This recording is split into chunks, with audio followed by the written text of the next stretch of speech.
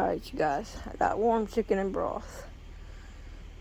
And I got Skinny Cat. Of course, she had to come up and get into action. But I got Pepper and Tab. I got a pretty nice big container, so they're all sharing. Yeah, they're all getting their little bellies full. Yeah, I put warm chicken broth and chicken in with their wet food. I meant dry food, but it's wet food now. Yeah, and they're loving it. Yeah, I'm glad they all found their way up to eat. So.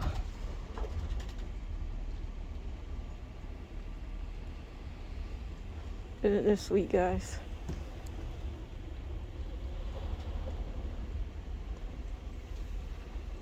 Doesn't it just warm your heart? Warms your heart like it warms their little bellies.